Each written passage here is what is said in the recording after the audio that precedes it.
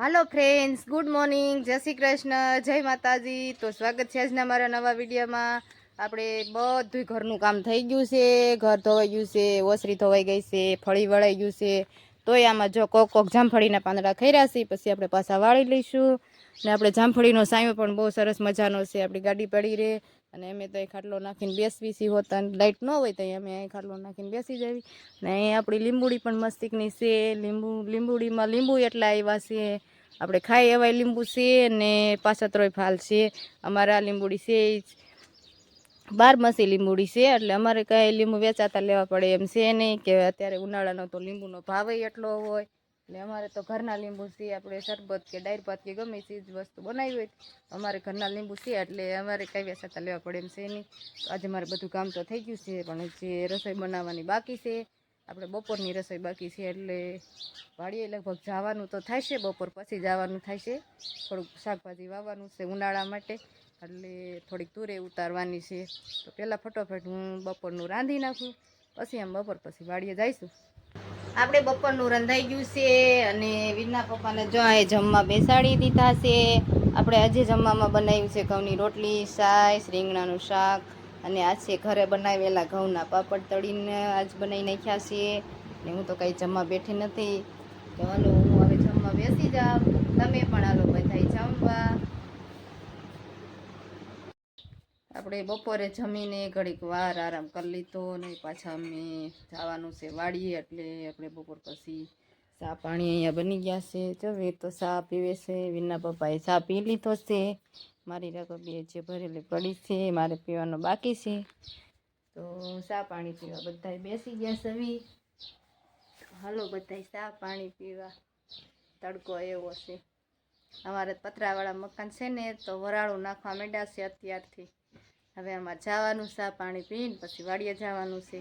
આપણે ચા પાણી પી લીધા છે, અને અમે જાવી છે હવે વાડીએ। 4 જેવું વાગી ગયું છે, તડકો ઓછો થઈ ગયો છે, જો તડકો ઓછો થઈ ગયો છે, અને વીરને લેવા જવો છે ભાગ। હું વીર તાર ભાગ લેવા જવો છે? હા તો હાલ ફટાફટ જા। વીર જાય છે ભાગ લેવા, ને અમે હવે નીકળી છીએ વાડી તરફ। ડેલીને એવું ખોલી નાખ્યું છે। ચાલો હવે અમે ફટોફટ વાડીએ જાવીએ। અમારે વાડીએ આપણે પૂગી ગયા છે। જો આ રીતની તૂર અમારે પાકી ગઈ છે, આ તૂર બધી મારે પાકેલી તો ઉતારવાની છે। અને અહીંયા વીર જો ટાઢા છાંયે બેસી ગયો છે। અમારે જો આંબો પણ સરસ મજાનો કોરાઈ ગયો છે, અહીંયા જામફળી પણ મોટી જબરી થઈ ગઈ છે, મોટર ચાલુ છે। આ જે બકાલું પાયું નથી, બીજાની વાડીમાં જાય છે મોટરનું પાણી। આપણે આ ટમેટીમાં ઘણા ટમેટા આવી ગયા છે, આ ટમેટીના બધા ટમેટા જ ઉતારી લેવા છે, નકર ટમેટીના છોડવા બગડી જાય છે।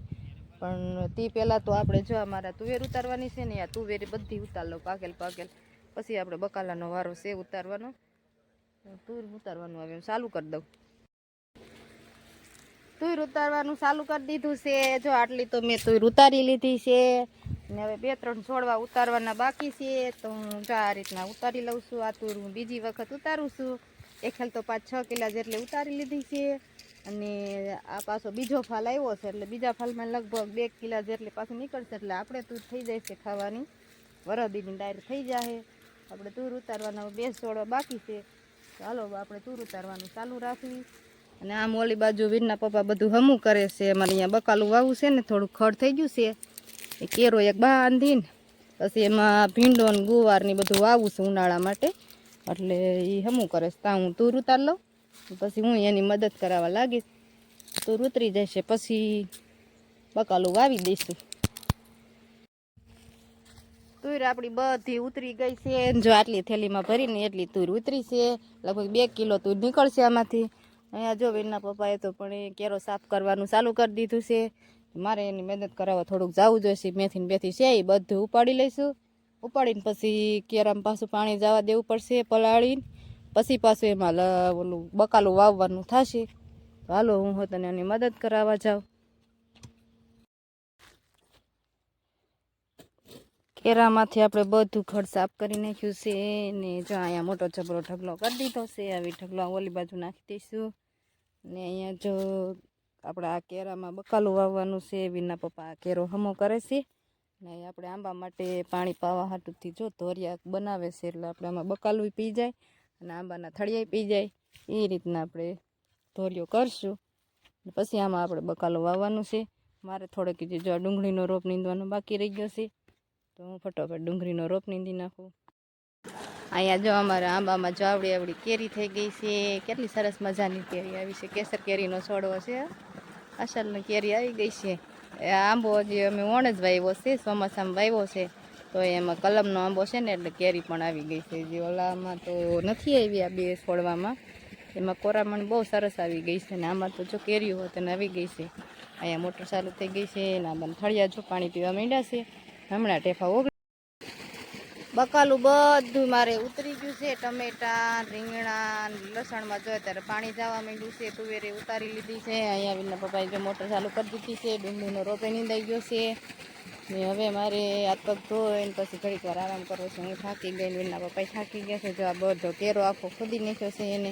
ઢેફા જો બધા ઓગળી ગયા. જો પાણી જાય છે આપણા આંબાના થળિયામાં.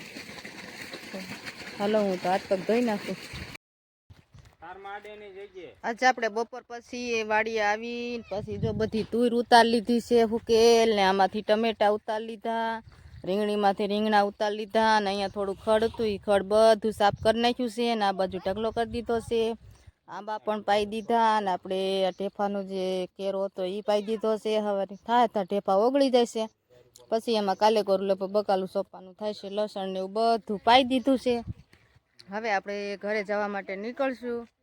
તો આજનો મારો વિડીયો સારો લાગે તો વિડીયોને લાઈક કરજો. ચેનલમાં નવા હોય તો ચેનલને સબસ્ક્રાઈબ કરજો. ફરીથી મળશે એક નવા વિડીયો સાથે. ત્યાં સુધી બધાને જય શ્રી કૃષ્ણ.